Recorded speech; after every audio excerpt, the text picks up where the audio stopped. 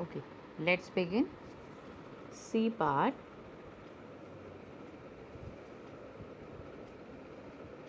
flotation.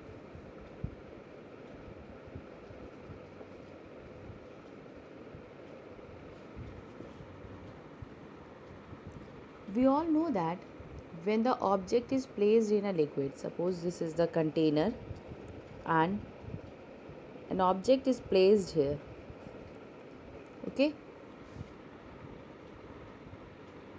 then two forces will act on it. First, its weight in downward direction and the upthrust exerted by this liquid in upward direction. Upthrust I have explained, it is also called buoyant force, because of that it is represented by Fb. When the object is placed in a liquid, then two forces exerts, weight in downward direction and upthrust in upward direction. And as we all know that weight is equals to mass into gravity, and mass is equals to volume into density. So weight is equals to V rho g, where V is the volume of the body or the solid, density of the solid, and G is gravity. Okay, and Fb is the flotation upthrust, and upthrust is V rho g, volume of the submerged part of the body, rho is the density of liquid, and G is gravity. So when the body floats in or when it is submerged in liquid, then two forces acts on it, its weight in downward direction and upthrust in upward direction. Then we have three conditions for it. First, the first condition is weight is more than the upthrust. Second is weight is less than the upthrust, and third is weight is equals to upthrust. What happens when weight is more than the upthrust? Weight is more than the upthrust means the downward force is more than the upward force. Then what happens? The body sinks, because the downward force, that is weight, is more than the upward force. When weight is less than the upthrust, then it floats. Why it floats? Because the upward force is more than the downward force. And the third is when they are equal. When they are equal, then body floats partially submerged. The body floats partially submerged, means the entire part of the body is not in the liquid, only a portion of it is in the liquid and the other part is outside. So we have these three conditions. Now let us come to the point, what is the principle of flotation? Principle of flotation is the weight of the floating body is equal to the weight of the liquid displaced by its submerged part. This is called the principle of flotation. Weight of the floating body is equals to weight of the liquid displaced by its submerged part. The submerged part, the whatever portion the submerged part will of the body will displace, that weight will be equal to the weight of the body. Weight of the body is equals to the weight of the submerged part of the liquid. This is called the principle of flotation.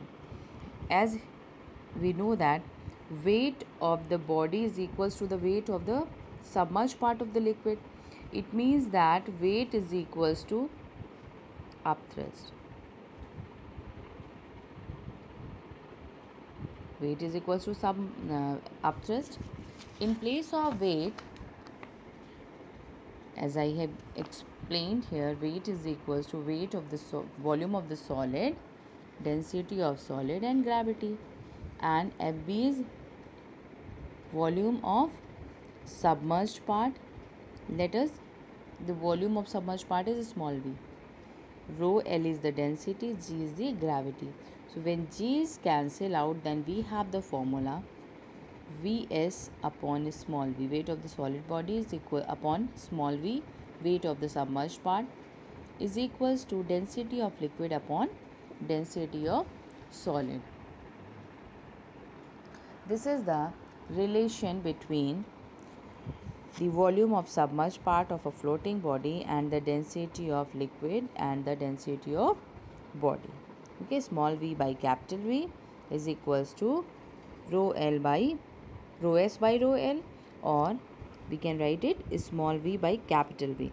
Small v is the volume of submerged part, capital V is the total volume, rho S is the density of solid, and rho L is the density of liquid. This will be the formula. Okay. Next we have some application or some examples of the principle of flotation. But before beginning these examples, I am going to discuss some points related to the principle of flotation. The first is the floating body of higher density has its more volume submerged inside the liquid, hence experiences higher upthrust than the body of liquid. The upthrust depends on density also, and the flotation also depends on the density. If density of solid is more than the density of liquid, then the solid sinks in the liquid. When the density of liquid is more than the density of solid, then it floats. When it is equal, then it floats partially submerged. So the first condition is higher density of the floating body, the more part of the body will be submerged. Second, a body floats in liquids of different density and only when the density of the body is less than or equal to the density. The portion of the floating body depends on the density of the liquid. For the different liquid, the portion of the submerged part will be different, because the density, the flotation of the body depends on the density.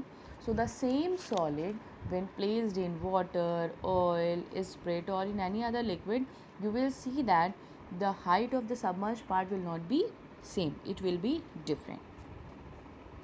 Next we have the applications of the principle of flotation. The first is the flotation of iron ship. An iron ship nail sinks in iron ship, or an iron nail sinks in water while a ship floats. Can anybody give the answer of it? Can anybody explain why an iron nail sinks in water while a ship floats?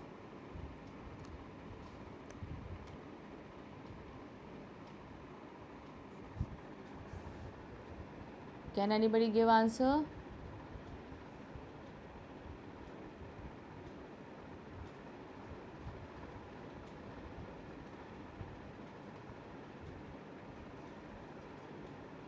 No.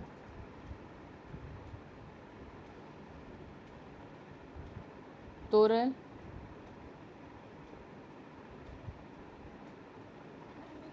Ma'am, because iron nail's density is greater than that of water, that is why it is same. But a nail? Whereas the ship is walking through iron.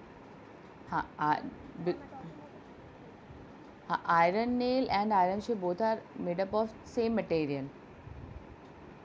Yes, ma'am, but because ships are hollow and liquid placed in it contains air, which makes its volume large and its average density less than that of water. Because of the air filled in the because of the air filled in the empty space of the ship makes the average density of the ship less than the density of water. Because of that, it float. but the density of iron is more than the density of water. Because of that, an iron nail sinks in water. Next we have a loaded ship is submerged more while an unloaded ship is less. Why?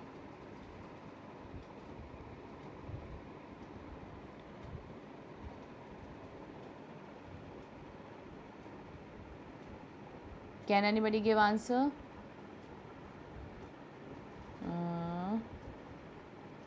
From whom I will ask? Shreya Trivedi.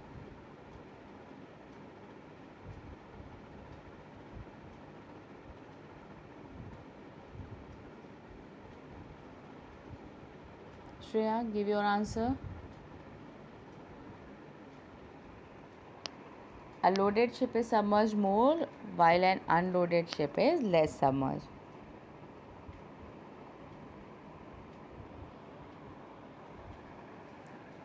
Okay. Akshita.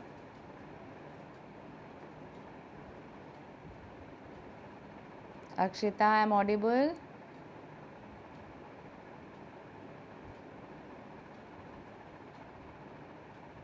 Akshita.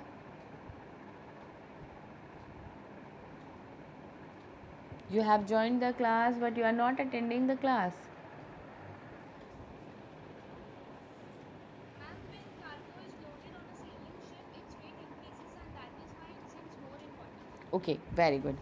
When the weight increases, then it starts submerging more because the portion of the displaced liquid also increases. When the weight of the, because we know the principle of flotation, weight of the floating body is equals to the weight of the displaced liquid.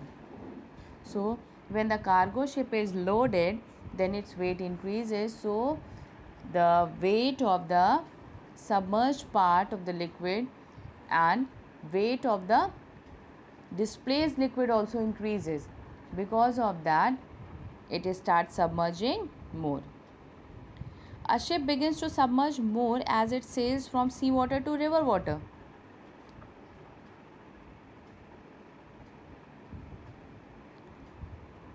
As we all know that the density of seawater is more than the density of river water.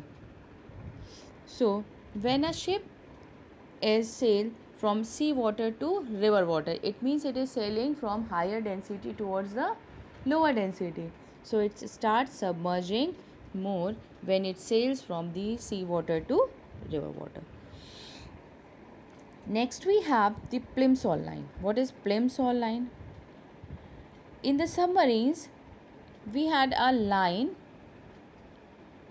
which indicates the safe limit of the water. Each ship, in submarines and ship, each has a white line painted on its inside known as the Plimsoll line.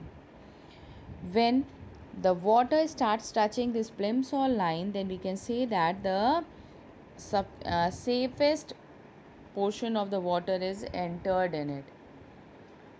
When the water enters more than this, or when the water level is more than the Plimsoll line, then it starts submerging more and it is dangerous for the ship and the submarine. It shows the safe point of the ship. When the Plimsoll line is touched, then the ship is not allowed to load further, because when it sails in seawater of density more than 10 raised to power, density of water is 10 raised to power 3, the more part will start submerging, so the ship can sink into the water. An unloaded ship is filled with sand at its bottom. Why it is filled with sand? To make the average density of the ship more than the density of water. Next, the flotation of human body. Flotation of human body and flotation of fish is almost same. When we fill the air in our lungs, then the average density of our body and the average density of the fish becomes less than the density of water, so the person or the fish can easily swim in the water. It is easier for a man to swim in sea water than in fresh water because the density of sea water is more than the river water. Have you heard about the Dead Sea?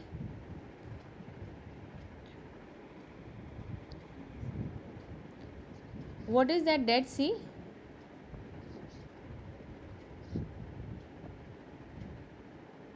What you have heard about Dead Sea?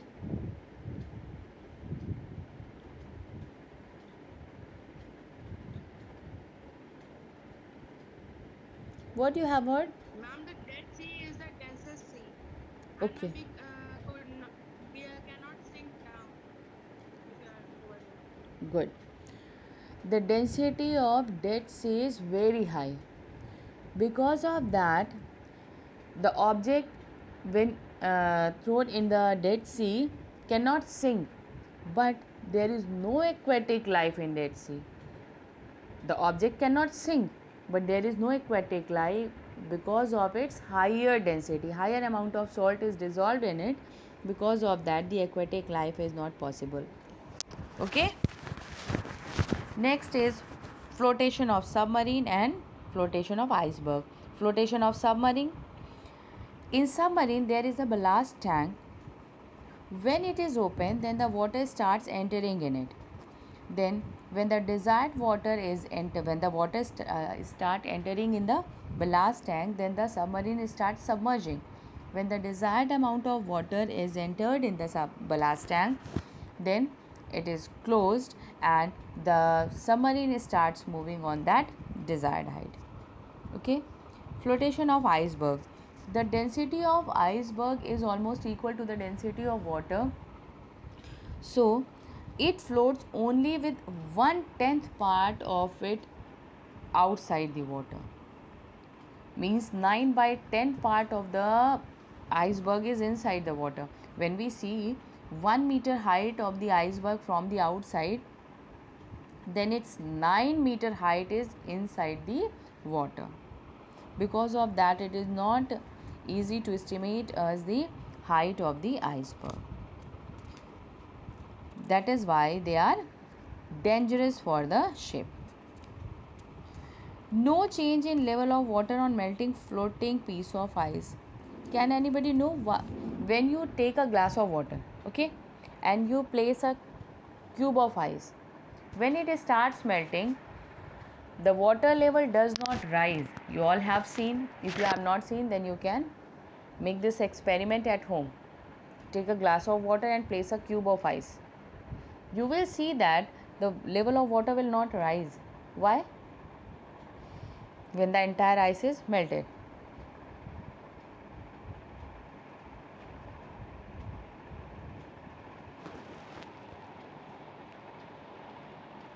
Can anybody give the answer of it?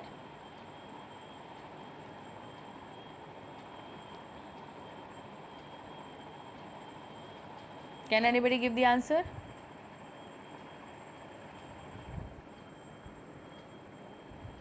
No. Okay. As I have explained, the exceptional behavior of water or anomalous expansion of water. Then I was explained that when the water is heated from 0 to 4 degrees Celsius, then it contracts, and above 4 degrees Celsius it behaves like a normal liquid, like the other liquids. But 0 to 4 degrees Celsius, when it is heated, then in spite of expanding, it contracts.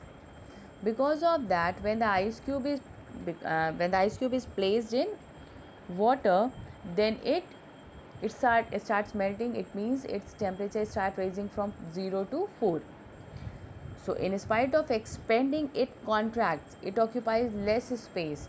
Because of that, the water level does not rise because there is no change in the volume.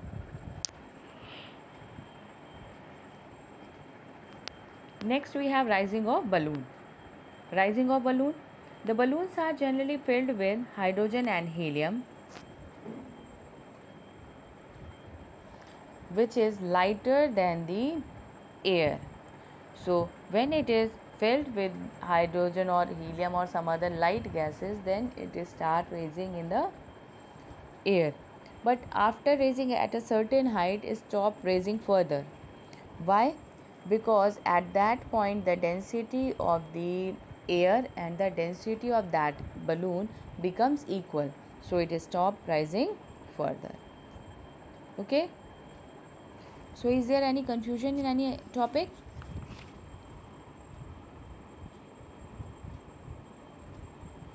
No, ma'am. No confusion? No, ma'am. Okay, so revise all the topics and write the answers of C part. Okay, tomorrow I will explain the numericals. Okay, Okay, ma'am. okay, till then take care, bye bye.